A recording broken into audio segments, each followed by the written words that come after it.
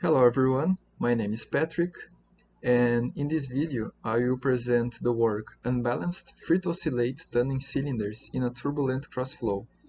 I am the main author, and the co-authors are the Professor Guilherme Fiorot, Professor Alexandre de Paula, and Professor Sérgio Melo. I organized the presentation on the following topics: Introduction, State-of-the-Art, Mathematical Tools, Experimental Procedure, Results, Final Remarks, and Acknowledgements. Starting with the introduction. Circular cylinders can be seen as simplified structures from more complex structures. Some examples are buildings, transmission lines, heat exchangers, pipelines, and nuclear reactors. Depending how the cylinders are placed to the flow, a flow phenomenon called bistability may occur in the flow. One characteristic of this bistability is the structure's induced vibrations, which may cause several damages to these systems. Thinking about it, this work proposed an experimental study using two cylinders, where the cylinders are free to rotate and are positioned in a tandem configuration. The main objectives explore the results in this specific condition, identify the behavior of the setup, and analyze the wakes downstream the cylinders. The state-of-the-art. Interactions between circular cylinders have been studied in the last 3 decades. The main characteristic observed in these experiments is the presence of two symmetric wakes downstream the cylinders, and in some cases, as in the case of cylinders fixed side by side, these wakes may alternate between the cylinders, which is the bistability phenomenon. When the cylinders are placed with an angle to the flow, we call these as staggered configurations, the presence of these two asymmetric wakes is also perceived. The wakes have different drag coefficients, and this generates a resulting torque in the setup, and the setup may oscillate depending on the flow conditions. Fixed tandem cylinders present the formation of only one wake and velocity about 15% of the free flow. Of course, this depends on the distance between the two cylinders. For two tandem, equal and fixed cylinders, 3 regions are predominant. The first one is the extended body regime, where the gap flow, which is the flow between the cylinders, is stagnant, and the free shear layers separated from the upstream cylinder exceeds the downstream cylinder. In this figure from Zdravkovic is this case here, where the free shear layer from the upstream cylinder exceeds the downstream cylinder. The second one is the reattachment regime. The gap flow is still insignificant, and the free shear layers separated from the upstream cylinder reattaches the downstream cylinder. And this is these 3 cases here, where we have the free shear layers from the upstream cylinder reattaching the downstream cylinder. And the last one is the co-shearing regime, where the shear layers roll up alternately in the gap between the cylinders, and the gap flow is now significant, which is this case here, where the shear layers roll up between the gap in the cylinders. Now I will talk briefly about the mathematical tools used in this work. I just would like to emphasize the wavelet analysis, where we use the discrete wavelet transform and the continuous wavelet transform. The discrete wavelet transform reconstructs the signal in a specific frequency band. Of course, this specific frequency band will be the frequency which I have interest to study. So we have 2 pictures here. The first one is the original signal. For example, we constructed from 0 to 1 kHz. and the reconstructed signal with discrete wavelet transform from 0 to 0.97 Hz. The continuous wavelet transform is a mathematical tool which allows the analysis of the energy content of the signal. There is two options. We can use color maps or 3D graphs to analyze the energy content of the signal. Now I will talk about the experimental procedure. Starting with the aerodynamic flow channel, which is a rectangular section of 193 millimeters width and 146 millimeters height. The length is 2.29 meters, and the material is acrylic glass due to the smooth surface and the visualization. The aerodynamic flow channel works as follows. The fan is turned on, so the air from the surroundings passes to the fan, to the diffuser, and through honeycombs and through screen to reduce the turbulent intensity to about 1% of the free flow. So the air passes through a section where a pitot tube, a thermometer, and a pressure static tap evaluates the air conditions and supports the calibration of the hot wire. At the end of the airflow channel, the cylinders are placed, and downstream the cylinders, the hot wire anemometers or hot wire probes are placed. The data acquisition is a Dantec streamlined constant hot wire anemometry system. We used one hot wire probe, Dantec 55P11 type, with a single wire and perpendicular to the flow.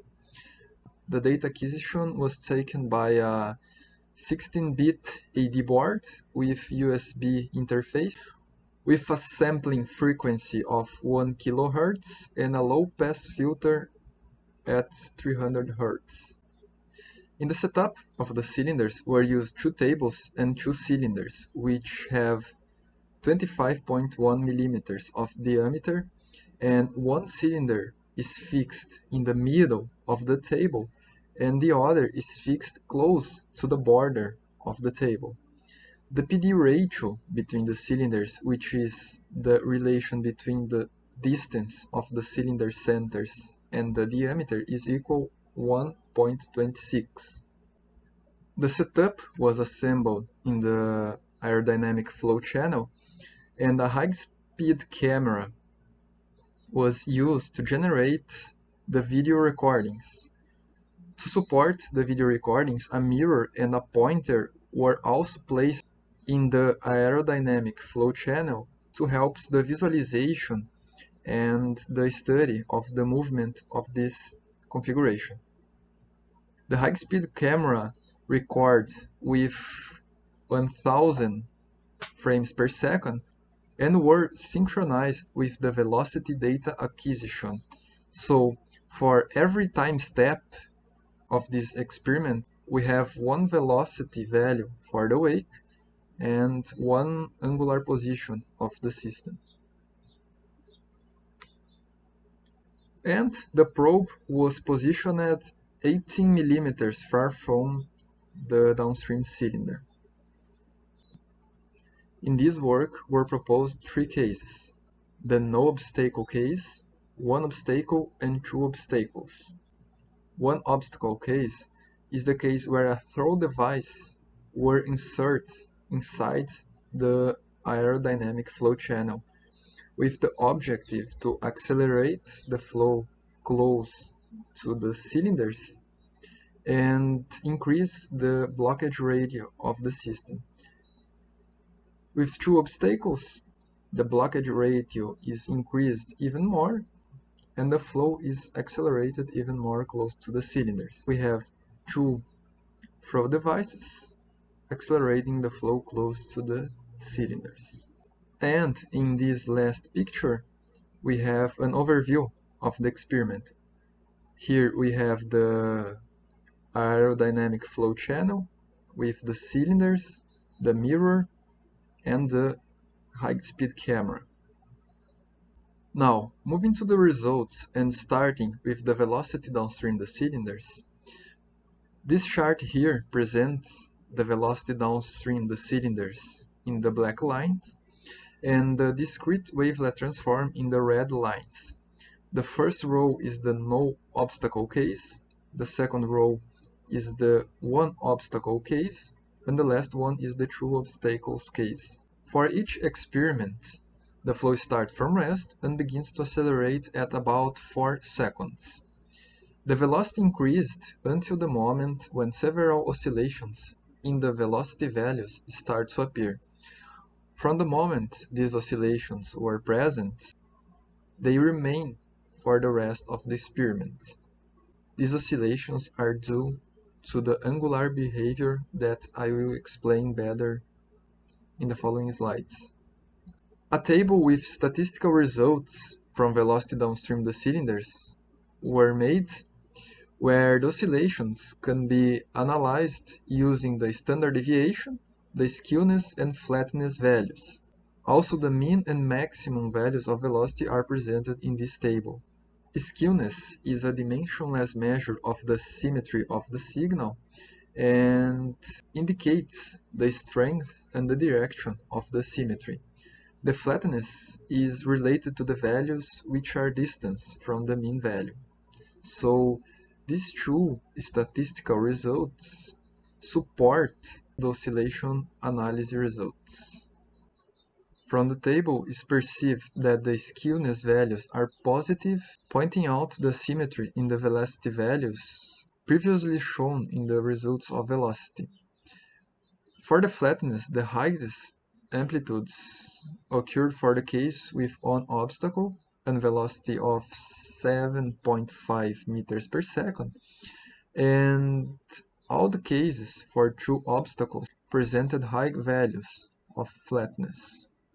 Now talking about the energy content of these signals, we use the constant wavelet transform to generate the graphs of energy content, and the discrete wavelet transform results were also plotted over the chart to better understand where occurred the highest energy content values. It's known that the energy content is higher when there is several oscillations in the velocity. And in this case, there is several oscillations in the velocity values and also high levels of velocity. It was expected higher levels of energy in these points, and this occurred mainly in the results of two obstacles case and one obstacle case. The angular behavior results presents the results of the high-speed camera and the analysis using Tracker and MATLAB softwares together. So the angular position versus time charts were plotted for the three cases. The first chart is the no obstacle case, the second chart is for one obstacle cases, and the last one for two obstacles case. For an obstacle case, the lowest values of angular amplitudes were found, which is just 0.02 radians. For one obstacle case, the values of angular amplitude increased, but the main characteristic here is once the flow was deviated only by one obstacle, the mean value of displacement was deviated from one side, so the system did not balance through the rest position. And for the two obstacles, the highest values of angular amplitudes were found, and the system balanced through the rest position. The amplitudes obtained here were 0.6 radians. Also, the main mechanism that generates the oscillation is the vortex shedding from the upstream cylinder, and when the cylinders have the freedom to rotate, the setup may oscillate. The oscillation was expected, but the levels found were totally unknown and depends on many factors such the PD ratio, the damping of the system, the flow velocity, blockage ratio, and others. So the final remarks.